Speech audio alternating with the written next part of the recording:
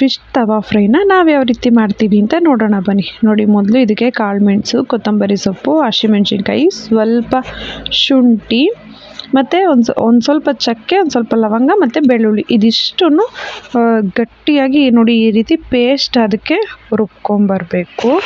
ಮತ್ತು ನಾನು ಈ ಥರ ಮೀನನ್ನ ಸ್ಲೈಸಾಗಿ ಕಟ್ ಮಾಡಿ ಇಟ್ಕೊಂಡಿದ್ದೀನಿ. ಇದು ಸ್ವಲ್ಪ ಮಸಾಲೆ ಎಲ್ಲ ಗಟ್ಟಿಗೆ ಆಯಿತು, ಬಟ್ ಇದೇ ರೀತಿ ಇರಬೇಕು. ತುಂಬ ತೆಳ್ಳೆ ಆದರೆ ಅದು ಸ್ಲೈಸು ಬೇಯಿಸೋಕ್ಕೆ ಚೆನ್ನಾಗಿರಲ್ಲ, ಅಷ್ಟು ಟೇಸ್ಟಾಗಿರಲ್ಲ. Welcome back to Kavya Santhu Kannada blogs. ಇನ್ನು ಯಾರೆಲ್ಲ ನನ್ನ ಯೂಟ್ಯೂಬ್ ಚಾನಲ್ನ ಸಬ್ಸ್ಕ್ರೈಬ್ ಮಾಡಿಲ್ಲ, ಸಬ್ಸ್ಕ್ರೈಬ್ ಮಾಡಿ, ಸಪೋರ್ಟ್ ಮಾಡಿ. ನೋಡಿ, ಇಲ್ಲಿ ನಮ್ಮ ಹಳ್ಳಿ ಕಡೆ ಅಂದರೆ ಇಲ್ಲಿ ನಮ್ಮ ಊರಿನ ಪಕ್ಕದಲ್ಲಿ ದೇಶಹಳ್ಳಿ ಅಂತಿದೆ. ಆಲ್ಮೋಸ್ಟ್ ಅಲ್ಲಿ ಬೆಂಗಳೂರು ಮೈಸೂರಿಂದೆಲ್ಲ ಇಲ್ಲಿಗೆ ಬರ್ತಾರೆ ಮೀನು ತಿನ್ನೋಕ್ಕೆ. ಸೇಮ್ ಅದೇ ಟೇಸ್ಟ್ ಇರುತ್ತೆ. ಒಂದು ಸಲ ನೀವು ಮಾಡ್ಕೊಳ್ಳಿ, ತುಂಬ ಚೆನ್ನಾಗಿರುತ್ತೆ. ನೋಡಿ, ಇದೇನಾದರೂ ನಿಮ್ಗೆ ಅಕಸ್ಮಾತ್ ಗಟ್ಟಿ ಅನ್ನಿಸ್ತಿದ್ದು ಮಸಾಲೆ ಅಂದರೆ ಸ್ವಲ್ಪ ಇದಕ್ಕೇನೆ ಒಂದು ಮೊಟ್ಟೆನ ಒಡೆದಾಕ್ಕೊಬೋದು. ಬಟ್ ಖಾರ ನಿಮ್ಗೆ ಎಷ್ಟು ಬೇಕೋ ಅದಕ್ಕೆ ನೀವು ಖಾರನ ನೋಡಿ ಹಸಿಮೆಣ್ಸಿಕಾಯಿನ ಹಾಕ್ಕೊಳ್ಳಿ. ಟೇಸ್ಟ್ ಅಂತೂ ಅದ್ಭುತವಾಗಿರುತ್ತೆ. ನೋಡಿ, ಈ ರೀತಿ ಸ್ಲೈಸ್ಗೆಲ್ಲ ತುಂಬಬೇಕು, ಯಾಕೆಂದರೆ ಉಪ್ಪು ಖಾರ ಎಲ್ಲ ಹಿಡಿಬೇಕಿದು.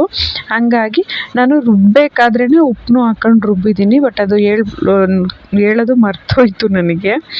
ನೋಡಿ, ಈ ರೀತಿ ಇದನ್ನು ಫುಲ್ ಹಚ್ಬಿಟ್ಟು ಒಂದು ಸಲ ಹಚ್ಚಿ ಇದನ್ನು ರೆಡಿ ಮಾಡಿ ಒಂದು 10 ರಿಂದ 15 ನಿಮಿಷ ರೆಸ್ಟಿಗೆ ಇಡಬೇಕು. ಯಾಕೆಂದರೆ ಇದು ಉಪ್ಪು ಖಾರ ಚೆನ್ನಾಗಿ ಹಿಡಿಬೇಕಲ್ವಾ. ನೋಡಿ, ಇವಾಗ ಹಿಂಗೆ ಹಚ್ಚಿದ್ದೀನಿ. ನೋಡಿ, ಹಿಂಗೆ ಹಚ್ಚಾದ್ಮೇಲೆ ರೆಸ್ಟಿಗೆ ಒಂದು 10 ರಿಂದ 15 ನಿಮಿಷ ರೆಸ್ಟಿಗೆ ಇಡ್ತೀನಿ.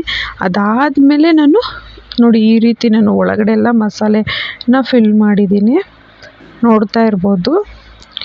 ನೋಡಿ, ಈ ಥರ ಕಟಿಂಗ್ಸ್ ಎಲ್ಲ ಈ ಥರ ಮಾಡಿಸ್ಕೊಂಬಂದಿದ್ದು ನಮ್ಮ ಮಾವ ಮಾಡಿಸ್ಕೊಂಬಂದಿರೋದು ಎಲ್ಲ. ಈ ಥರ ಕಟಿಂಗ್ಸ್ ಎಲ್ಲ ರೆಡಿ ಅಲ್ಲೇ ಮಾಡಿಕೊಟ್ಟವ್ರೆ ಫಿಶ್ ಕ್ಲೀನ್ ಮಾಡೋ ಹತ್ರನೇ. ನೋಡಿ, ಇವಾಗೆಲ್ಲ ಗ್ಯಾಪ್ಗೆಲ್ಲ ಹಾಕಿ ಒಂದು 10 ರಿಂದ 15 ನಿಮಿಷ ರೆಸ್ಟ್ ಮಾಡಿದ್ಮೇಲೆ ನೋಡಿ, ಇವಾಗ ನಾನು ಈ ದೇಶಹಳ್ಳಿಲೆಲ್ಲ ಬೇಯಿಸ್ತಾರಲ್ವ ಅದೇ ರೀತಿ ರೊಟ್ಟಿ ಕಲ್ ಮೇಲೇ ಬೇಯಿಸೋದು. ತುಂಬ ಟೇಸ್ಟ್ ಅಂತೂ ಚೆನ್ನಾಗಿರುತ್ತೆ. ಹಾಗಾಗಿ ನಾನು ರೊಟ್ಟಿ ಕಲ್ಲನ್ನ ಬಳಸ್ತಾ ಇದ್ದೀನಿ. ನಿಮ್ಮ ಮನೇಲೂ ಇದೇ ರೀತಿ ಕಬ್ಬಿಣದ್ದು ಹಂಚು ಇತ್ತು ಅಂದರೆ ಬಳಸ್ಬೋದು. ಎಣ್ಣೆ ಹಾಕ್ಬಿಟ್ಟು ಆಮೇಲೆ ಇದನ್ನು ಬೇಯಿಸೋಕ್ಕೆ ಇಡ್ತೀನಿ. ಈ ರೀತಿಯೂ ಬೇಯಿಸ್ಬೋದು, ಮತ್ತು ಇಲ್ಲಾಂದರೆ ಬಾಳೆ ಎಲೆನ ಇದಕ್ಕೆ ಫುಲ್ಲು ಸುತ್ತಬಿಟ್ಟು ಆ ರೀತಿಯೂ ಇಡ್ಬೋದು. ಅದು ಟೇಸ್ಟ್ ಚೆನ್ನಾಗಿರುತ್ತೆ. ನಾನು ಇದನ್ನು ಟ್ರೈ ಮಾಡೋಣ ಅಂತ ಹೇಳಿ ನಾನು ಇದನ್ನು ಟ್ರೈ ಮಾಡ್ತಾಯಿದ್ದೀನಿ. ನೋಡಿ, ಇವಾಗ ಒಂದು ಮೀನನ್ನ ಹಾಕ್ಕೊಂಡಿದ್ದೀನಿ, ಬೇಯಿಸೋಕ್ಕೆ ಇಟ್ಟಿದ್ದೀನಿ. ಇದನ್ನು ಜಾಸ್ತಿ ಆ ಕಡೆ ಈ ಕಡೆ ಇದು ಮಾಡಿ ಬೇಯಿಸಿದ್ರೆ ಏನಾಗ್ಬಿಡುತ್ತೆ ಅಂದರೆ ಬೇಗ ಬೇಯೋದ್ರಿಂದ ಫುಲ್ ಎಲ್ಲ ಮುಳ್ಳೆಲ್ಲ ಬಿಟ್ಕೊಬಿಡ್ತದೆ, ಒದ್ರಕಣಗಾಗೋಯ್ತದೆ. ಅದಕ್ಕೆ ನಾನೇನು ಮಾಡ್ತೀನಿ, ಹಿಂಗೆ ಸ್ವಲ್ಪ ಪ್ರೆಸ್ ಮಾಡಿಬಿಟ್ಟು ಹಂಗೆ ನಿಧಾನವಾಗಿ ಬೇಯಿಸ್ತೀನಿ. ನೋಡಿ, ಇವಾಗ ಇದನ್ನು ದಬ್ಬಾಕ್ತೀನಿ. ಅಷ್ಟೇ, ಈಸಿಯಾಗಿ ಮಾಡ್ಕೊಬೋದು ಮತ್ತು ಬೇಗನೂ ಮಾಡ್ಕೊಬೋದು. ಟೇಸ್ಟ್ ಅಂತೂ ಚೆನ್ನಾಗಿರುತ್ತೆ.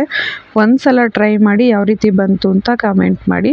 ನೋಡಿ, ಇವಾಗ ಮೀನು ಮೇಲೆ ಒಂದು 2 ಸ್ಪೂನ್ ಎಣ್ಣೆ ಹಾಕ್ತೀನಿ, ಯಾಕೆಂದರೆ ಬೇಗ ಕಚ್ಕೊಂಡ್ಬಿಡ್ತದೆ ಅದು ತವಾಗೇನೆ ಬೇಯ್ತಾ ಇರೋದ್ರಿಂದ. ಹಾಗಾಗಿ ಒಂದು 2 ಸ್ಪೂನ್ ಎಣ್ಣೆನ ಹಾಕ್ತೀನಿ.